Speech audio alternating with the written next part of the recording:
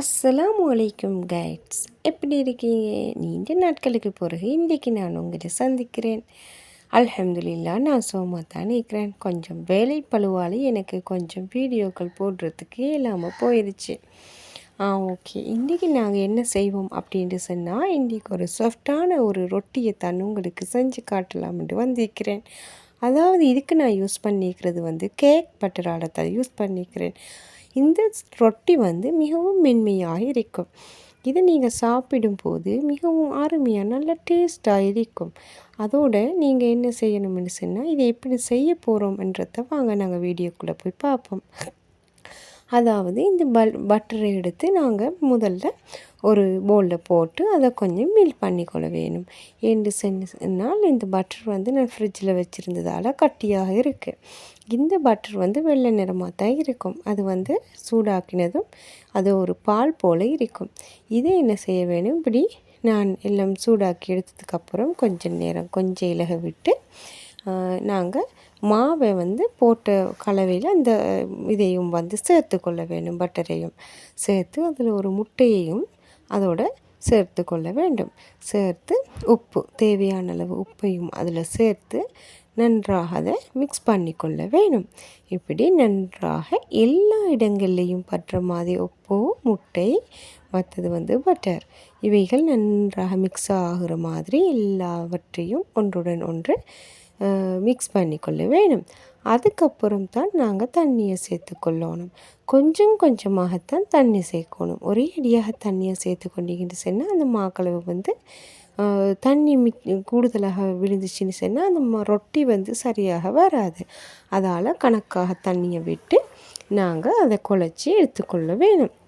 அதுக்கப்புறம் நாங்கள் இப்படி நன்றாக பிசைந்து கை இரண்டையும் வைத்தோ இல்லை ஒரு கையாலேயோ நன்றாக அழுத்தி அழுத்தி பிணைய வேண்டும்.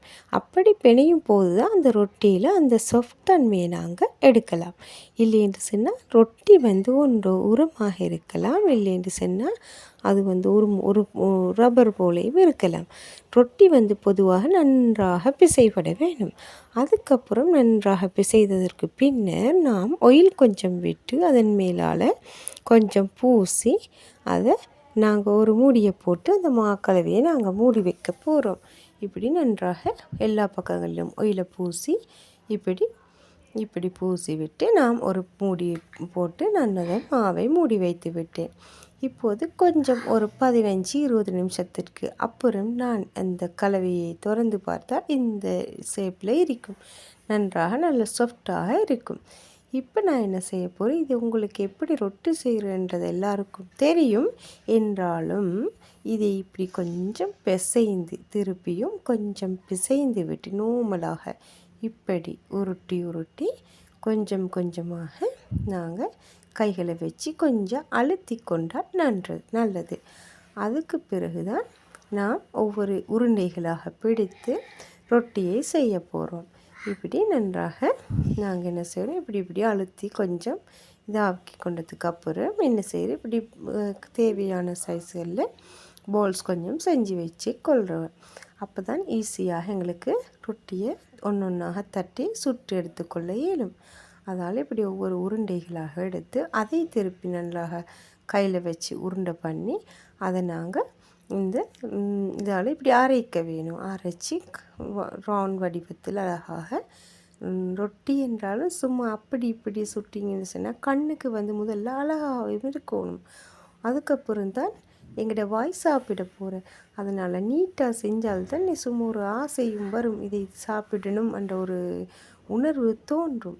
அதால் அழகாக இந்த ரொட்டிகளை செஞ்சு ஒவ்வொரு ரொட்டிகளாக செஞ்சு நாங்கள் சுட்டெடுத்துக்கொள்ள போகிறோம். இப்படி கொஞ்சம் கொஞ்சம் நாங்கள் இப்படி அரைத்து ஒரு கணக்கான மிச்சம் மெல்லிதாகவும் இருக்கக்கூடாது, மிச்சம் கனமாகவும் இருக்கக்கூடாது, கணக்கான பதத்துக்கு செய்து கொண்டால் போதும். அதன் பின் நாங்கள் ஒவ்வொன்றாக தாவையில் இட்டு சுற்று எடுத்துக்கொள்வது தான் இருக்கிறது. இப்படி கணக்கான நெருப்பை நீங்கள் வைத்துக்கோங்க. என்று சொன்னால் ரொட்டி தீந்து போகக்கூடாது. ரொட்டியோட கலர் இந்த அளவுக்குள்ளே இருக்கணும். இந்த அளவுக்குள்ளே இருந்தால்தான் அழகாக ருசியாக சாப்பிடலாம். அந்த ரொட்டி தீந்து போயிட்டுன்னு சொன்னால் யாருக்கும் திங்க இயலாதே, கசக்கும். அதால் இந்த ஸ்டேஜில் நீங்கள் பார்த்து இறைச்சி கொள்ள வேணும்.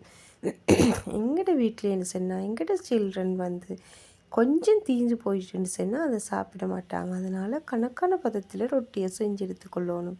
இப்படி செஞ்சிங்கன்னு சொன்னால் அருமையான ஒரு ரொட்டியை நீங்கள் ரெடி பண்ணிட்டீங்க. உங்களோட வீட்டில் நீங்கள் எல்லாரும் விரும்பி சாப்பிடுவீங்கன்னு சொன்னால் ஒரு முட்டை போட்டிக்கிறோம், பட்டர் போட்டிக்கிறோம். அதால் மிகவும் அருமையான ஒரு டேஸ்ட்டை தரக்கூடிய ரொட்டி தான் இந்த ரொட்டி. ஆகையால் நீங்களும் இதே போல் நான் சொன்ன மெத்தடில் நீங்களும் ட்ரை பண்ணி பாருங்கள், நன்றாக வரும் நிச்சயமாக. அதே போல் இன்ஷா அல்லாஹ் இன்னொரு வீடியோவோட நான் உங்களை சந்திக்கும் வரை விடை பெற்று செல்லும் நான் ஷாமிலாஸ் ஃபேமிலி.